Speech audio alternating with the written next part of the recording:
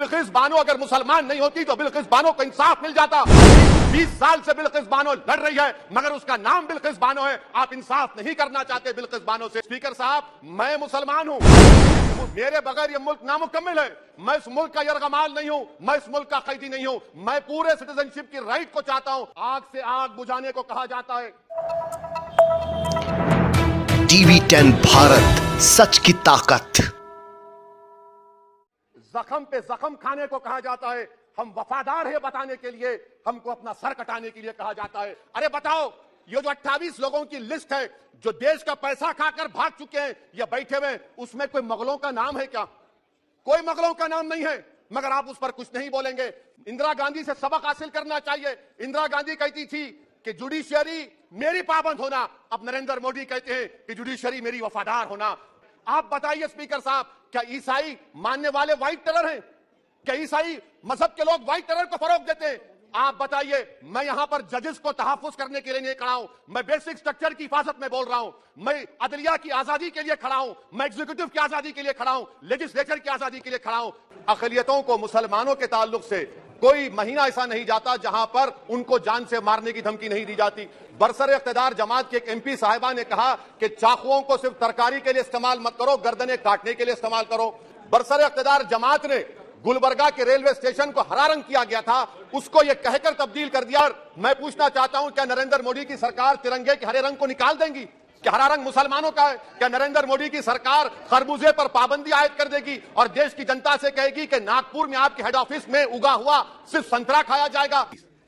शुक्रिया सर। मैं सदर जमहूरिया के खुतबे की मुखालिफत में खड़ा हुआ हूं। मैं बरसर इख्तिदार जमात से जानना चाहूंगा, क्या यह सच नहीं है, क्या यह सच नहीं है कि आप ही के आदाद शुमार 75वां NSS का डेटा यह कहता है कि 25% मुस्लिम बच्चे पैसों की गुर्बत की वजह से तालीम से ड्रॉप आउट हो जाते हैं? क्या यह सच नहीं है कि 7 साल से ऊपर जो बच्चों का खवानगी का तनासुब है तमाम मजाहिब में सबसे कम मुसलमानों का है? क्या यह सच नहीं है कि ग्रॉस अटेंडेंस रेशियो तमाम मजाहिब का सबसे कम मुसलमानों का है? क्या यह सच नहीं है कि सबसे कम एनरोलमेंट जो होता है वो मुसलमानों का है? क्या यह सच नहीं है कि AISHE की रिपोर्ट यह कहती है कि हायर एजुकेशन में मुसलमान का तनासुब 5% से 4% पर आ चुका है? और यह सरकार इन तमाम आदादो शुमार को देखते हुए, इनके आदादो शुमार को सामने रखते हुए सदर जमहूरिया के खुतबे में लफ्ज अकलियत का, माइनॉरिटी का जिक्र भी नहीं किया गया, जो भारत की आबादी का 19% का हिस्सा है। यह इनकी मोहब्बत है अकलियतों से और मुसलमानों से। सर, क्या यह बात सच नहीं है कि आपने माइनॉरिटी के बजट को 40% कम कर दिया, स्कॉलरशिप के पैसों में 560 करोड़ रुपए कम कर दिए? ये आपकी मोहब्बत है जो नफरत की निशानी बनती है। नरेंद्र मोदी की सरकार ये नहीं चाहती कि अकलियत और मुसलमानों के बच्चे तालीम याफ्ता होकर इस देश को मजबूत करें। वो उनको हमेशा गुर्बत और नाइंसाफी का शिकार बनाकर रखना चाहती है। सर, दूसरी बात इसमें यह है कि आज अकलियतों को मुसलमानों के ताल्लुक से कोई महीना ऐसा नहीं जाता जहां पर उनको जान से मारने की धमकी नहीं दी जाती। बरसर इख्तिदार जमात के एक एमपी साहिबा ने कहा कि चाकुओं को सिर्फ तरकारी के लिए इस्तेमाल मत करो, गर्दनें काटने के लिए इस्तेमाल करो। बरसर इख्तिदार जमात के एक एमपी ने दिल्ली में कहा कि मुसलमानों का समाजी बायकाट करो। बरसर इख्तिदार जमात ने गुलबर्गा के रेलवे स्टेशन को हरा रंग किया गया था, उसको यह कहकर तब्दील कर दिया कि मुसलमानों का रंग है। सर, मैं पूछना चाहता हूं, क्या नरेंद्र मोदी की सरकार तिरंगे के हरे रंग को निकाल देंगी?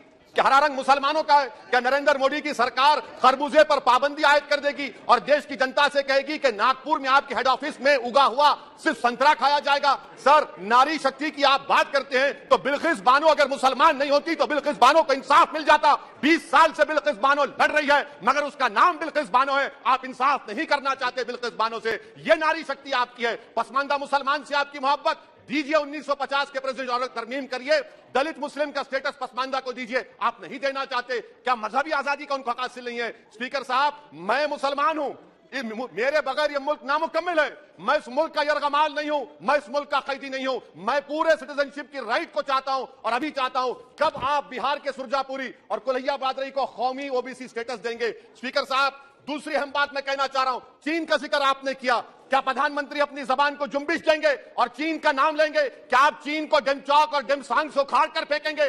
DGP कॉन्फ्रेंस में चेयरमैन साहब कहा गया कि 65 पेट्रोलिंग पॉइंट में से 26 पेट्रोलिंग पॉइंट पर भारत की फौज पेट्रोलिंग नहीं कर सकती है। चीन से आप डरते हैं। अरे डिसएंगेजमेंट हुआ तो डी एस्केलेशन कब होगा, डी इंडक्शन कब होगा? चीन से आप डरते हैं। 3 साल से चेयरमैन साहब 50,000 भारत की फौज हजारों फीट चोटियों पर बर्फ में खड़ी हुई है। देश के प्रधानमंत्री को क्या भारत की आवाम पर भरोसा नहीं है, भारत की फौज पर भरोसा नहीं है? अरे चीन का नाम लीजिए वजीर आजम, डरिए मत चीन से। तीसरी पॉइंट सर, हमारे कानून के मंत्री चले गए पैराग्राफ 79 और 82 में बेसिक स्ट्रक्चर पर, आईनी ओहदों पर बैठे हुए लोग बेसिक स्ट्रक्चर पर तनकीद करते हैं, लॉ मिनिस्टर कॉलेजियम पर तनकीद करते हैं। इस ऐवान में जब एनजेसी का बिल आया, मैं वाहिद एमपी था, अब याद होगा आपको, जो मैंने कहा था कि भारत के संविधान के खिलाफ होगा बेसिक स्ट्रक्चर के।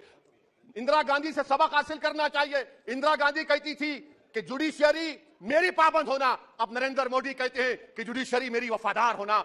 इंदिरा गांधी ने 42nd अमेंडमेंट किया, देश की जनता ने इंदिरा गांधी को इख्तियार से बेदखल कर दिया। आप वही इंदिरा गांधी के इरा को ला रहे हैं। आप बताइए स्पीकर साहब, क्या ईसाई मानने वाले व्हाइट टेरर हैं? क्या ईसाई मजहब के लोग व्हाइट टेरर को फरोग देते हैं?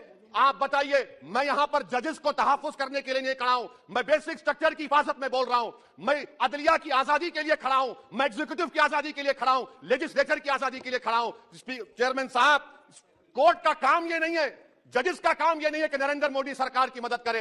अदलिया का काम यह है कि इस देश की कमजोर और मजलूम आवाम से इंसाफ किया जाए।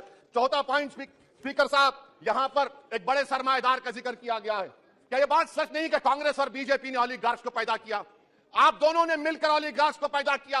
आज इसी वजह से 60% मुल्क की दौलत 1% जनता के पास है। आप दोनों ने बैठकर मलाई खाई और गरीब और नौजवान पिस रहा है। अरे बताओ, ये जो 28 लोगों की लिस्ट है जो देश का पैसा खाकर भाग चुके हैं या बैठे हुए, उसमें कोई मुगलों का नाम है क्या?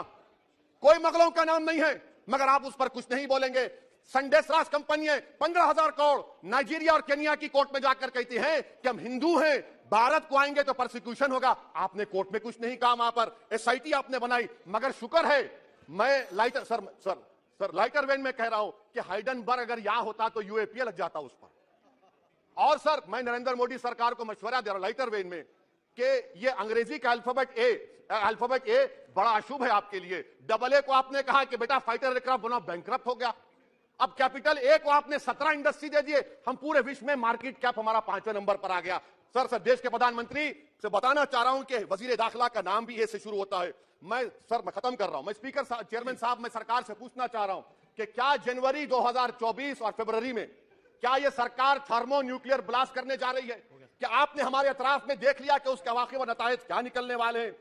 चेयरमैन साहब, मैं आपको बता रहा हूं कि चीन के बारे में क्या हमको बीबीसी की रिपोर्टिंग की जरूरत पड़ेगी, जिस तरह 2002 गुजरात के बारे में कहा गया। स्पीकर साहब, अकलियतों के बारे में, मुसलमानों के बारे में एक शायर ने कहा था, आग से आग बुझाने को कहा जाता है, जख्म पे जख्म खाने को कहा जाता है, हम वफादार है बताने के लिए, हमको अपना सर कटाने के लिए कहा जाता है। सर, देश के प्रधानमंत्री पूरे फॉरेन टूर में जाते हैं, वहां पर गांधी का नाम लेते हैं। मुझे अप्रीहेंशन खदशा इस बात का है कि इस देश में 2 बाबा कौम हो जाएंगे, एक सावरकर होगा और एक सौतेला बाबा कौम। कहीं आप महात्मा गांधी को ना बना दे तो सर, मैं खत्म कर रहा हूं सर। इसीलिए मैं आपके जरिए से हुकूमत से मुतालबा करता हूं कि प्लेसेस ऑफ वर्शिप एक्ट को डिस्टर्ब ना किया जाए, मुसलमानों का अक़लियतों का बजट बढ़ाया जाए, बिलखिज़बानों से इंसाफ करिए, चीन से मत डरिए प्रधानमंत्री, चीन को काट पर फेंकिए। शुक्रिया सर। सीमित समय लीजिए प्लीज, क्योंकि रिप्लाई भी होना आपको पता है।